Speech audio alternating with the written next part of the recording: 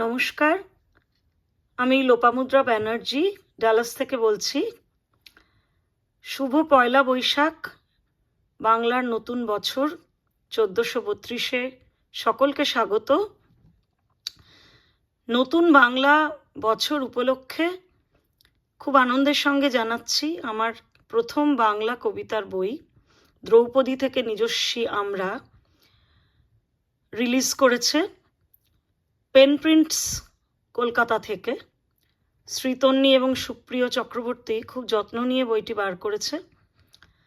এই বইটি আমার একটা স্বপ্নের প্রজেক্ট, কেননা 2003 থেকে 2024 এই দীর্ঘ জীবন ধরে একটা চোরা স্রোতের মতো কবিতাগুলো এবং গদ্য কবিতাগুলো জমছিল, সেগুলোকে একটা রূপ দান করতে পারলাম এতদিন বাদে।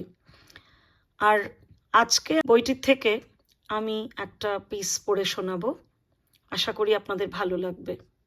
আজ আমার বই থেকে যে ছোট্ট একটা অংশ পড়ার চেষ্টা করব, তার নাম হলো আজও আমার সাথে, একটি আত্মজীবনীমূলক, বলতে পারেন গদ্য কবিতা অথবা আত্মজীবনীমূলক একটি গদ্য।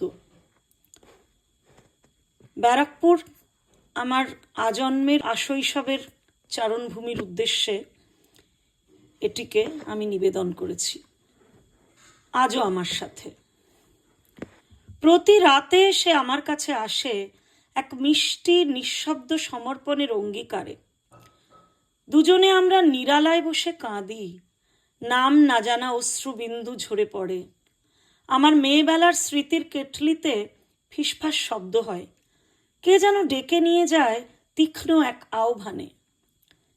বাড়ির সামনের এক চিলতে জমিতে সেই যে লম্বা নারকেল গাছটা দুলে উঠত কালবৈশাখীর তাণ্ডব নাচে, ছাদে দাঁড়িয়ে ছায়ান্ধকার কোণায় আজও যেন শুনি তার ডাক।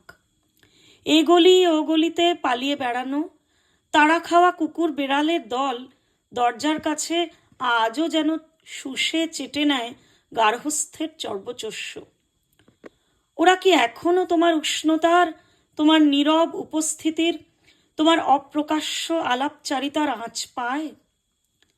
তোমার নিশি ডাকে আজও নিয়ে যাও কোলাহল মুখর রাস্তাগুলির ঘর্মাক্ত কলেবরের আনাচে কানাচে। মাছ বাজারের আষ্টে গন্ধের রাজত্বে অনামী ফ্যাকাশে ছোট ছোট দোকানগুলি যেন ফুটপাতের ধারে পরাজিত প্রতিধ্বনির মতো গুমড়ে ওঠে। চিররুগ্ন ডোবার জলে, শ্যাওলা ধরা শৈশবের পুকুরে, বিস্মৃত কাঁচা সড়কে আজও আমার বৃষ্টি ভেজা সন্ধেগুলির সোদাগন্ধ।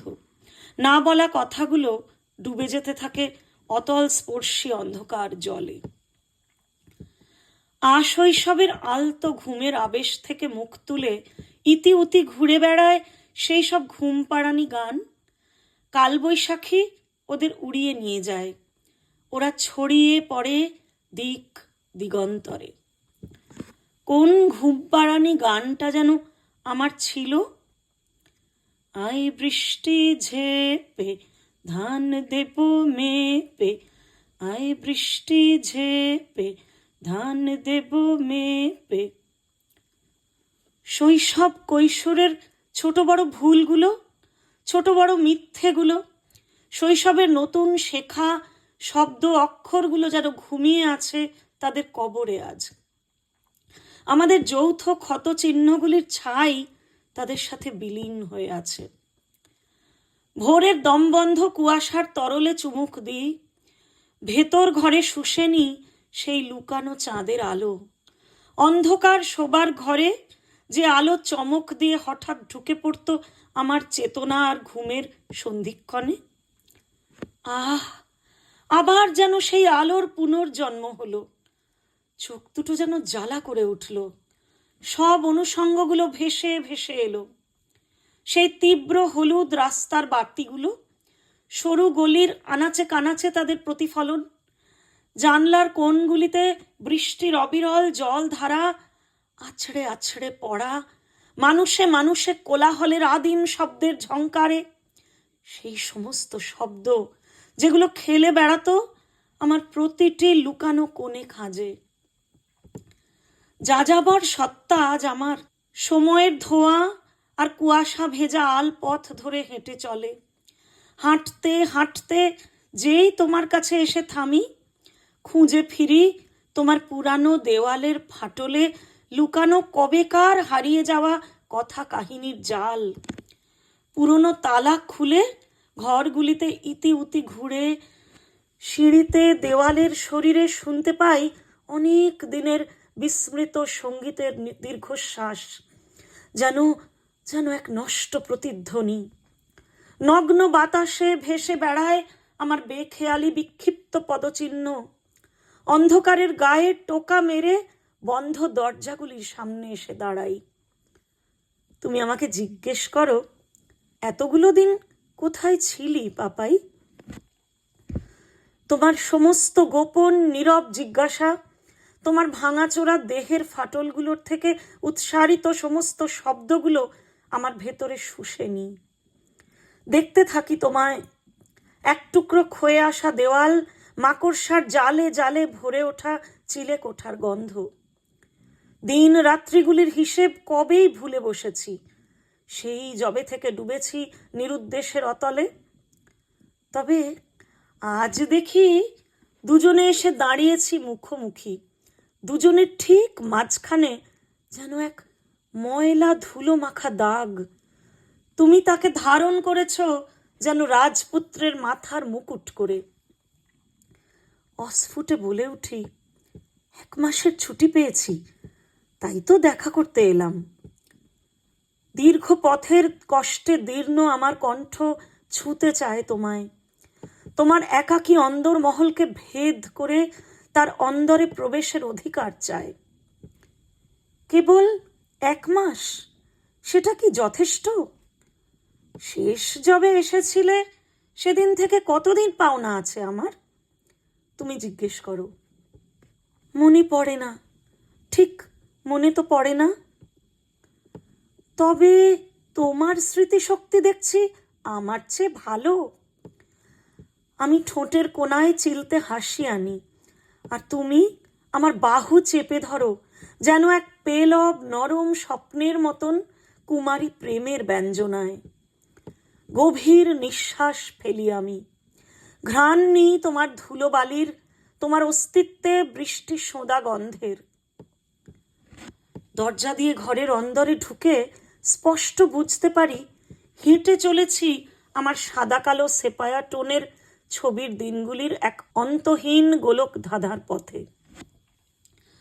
সময়ের বৃত্তে ঘুরে ফিরছি এক অশান্ত পথিক, অতীতের এক ভাঙাচোরা পৃথিবীর রূপ রস স্বাদ নিয়ে পূর্ণ হব বলে। ঘরের আলোটা জ্বালাও তো একবার, তোমার মুখটা দেখি স্পষ্ট করে। ওই ওই তো দরজার ঠিক বাঁ দিকের কোণটাতে সুইচবোর্ডটা। উফ, আবার সেই পাওয়ার কাট। সত্যি কিছু যদি বদলাতো এই পাড়ায়। আমি রাগত স্বরে ঠিকরে উঠি। আহ, কবে থেকে আবার আলো চলে যাওয়াকে পাওয়ার কাট বলতে শুরু করেছো তুমি? আজন্ম তো লোডশেডিং বলেই জেনে এসেছি একে। তা আজ নিয়ে তো 5 বার হলো। যাক, বাদ দাও। বরং ভাবছি তোমার ভাষায় বেশ পরিবর্তন ঘটেছে এ বছরে। তুমি মুখ ভার করে বলো। চলটা খসা দেওয়ালের লুকোনো শরীরে পুরনো তারগুলো, ধুলো পড়া লাল টেলিফোনটা আর তার চারপাশে জড়ানো কেবলের তার আমাদের এই অমায়িক বন্ধুত্বের প্রতি বিদ্রূপের হাসি হেসে যায়। আমার ক্লান্ত মলিন দেহে তুমি একটি বার আঙুল বুলিয়ে আমার সুটকেস দুটো নিজের 2 হাতে তুলে ধরো। আমার দীর্ঘ দিনের হারিয়ে যাওয়া বিস্মৃত বাড়ি, আমার চেতন অবচেতনের বাসা। চলো চলো, আমরা দুজন একসঙ্গে পুড়ে মরি, ভস্মীভূত হই। এই ছিল আজও আমার সাথে আমার একটি আত্মজীবনীমূলক লেখা। আমার নতুন প্রকাশিত বই দ্রৌপদী থেকে নিজস্বী আমরা, তার থেকে পাঠ করে শোনালাম। সকলে খুব ভালো থাকবেন। আশা করি ভালো লাগলো আমার এই ছোট্ট নিবেদন। ধন্যবাদ শোনার জন্য।